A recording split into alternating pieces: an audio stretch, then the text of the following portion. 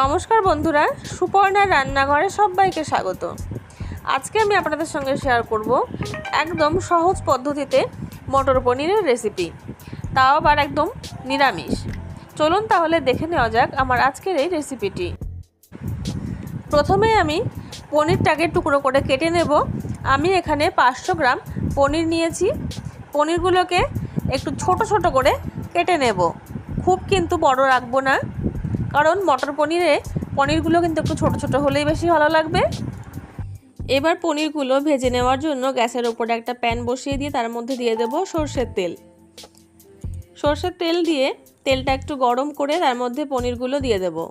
সব পনিরগুলো দেওয়া হলে উল্টে পাল্টে একটু লাল লাল করে ভেজে নেব। পনিরগুলো খুব সুন্দরভাবে কিন্তু ভাজা হয়ে গেছে। এবার পনিরগুলো তুলে নিচ্ছি।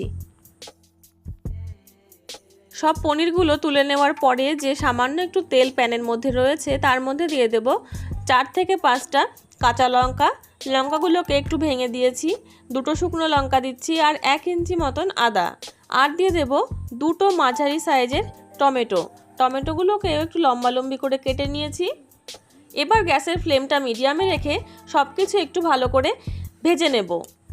প্রায় 2 মিনিট মতন ভেজে নেওয়ার পরে এবার এর মধ্যে দিয়ে দিচ্ছি স্বাদ অনুযায়ী লবণ, হাফ চামচ পরিমাণে হলুদ আর 1 চামচ পরিমাণে কাশ্মীরি শুকনো লঙ্কার গুঁড়ো। এবার এগুলো দিয়েও মিনিট 2 আবারও ভেজে নিচ্ছি।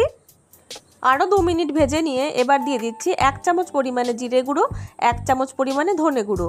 জিরে গুঁড়ো আর ধনে গুঁড়োটা ভালো করে মিশিয়ে নিয়ে এবার এর মধ্যে দিয়ে দিচ্ছি 4টে লবঙ্গ, 2টো এলাচ আর 2 টুকরো দারচিনি। এবার সব কিছু ভালো করে কষিয়ে নেব যতক্ষণ না প্যানের গা থেকে একদম ছেড়ে আসছে। পুরো মশলাটা যখন প্যানের গা থেকে এইরকমভাবে ছেড়ে আসবে তখন গ্যাসের ফ্লেমটা অফ করে মশলাটা নামিয়ে রাখবো আর ঠান্ডা হলে জল দিয়ে ভালো করে একটা মিহি পেস্ট বানিয়ে রাখবো। এবার গ্যাসে একটা কড়াই বসিয়ে তার মধ্যে দিয়ে দিলাম সরষের তেল। সরষের তেলটা একটু গরম হলে এর মধ্যে দিয়ে দেব টুকরো করে কেটে রাখা আলু। আমি এখানে মাঝারি সাইজের 4টে আলু টুকরো টুকরো করে কেটে রেখেছিলাম। আলুগুলোকে তেলের মধ্যে দিয়ে সামান্য একটু দিয়ে দেব লবণ দিয়ে আলুগুলোকে বেশ লাল লাল করে ভেজে নেব।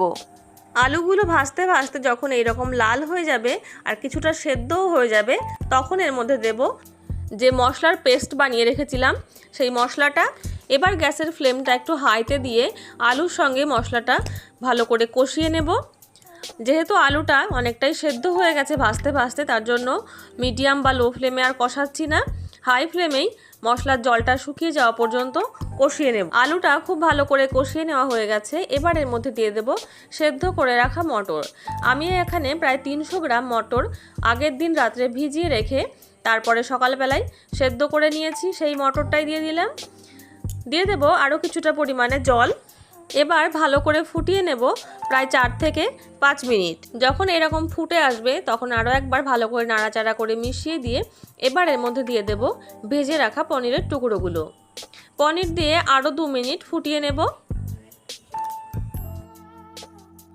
আরও 2 থেকে 3 মিনিট ফুটিয়ে নিয়ে এবার এর মধ্যে দিয়ে দিচ্ছি 1 চামচ পরিমাণে গরম মশলার গুঁড়ো আর 1 চামচ পরিমাণে দিয়ে দেব কাসুরি মেথি।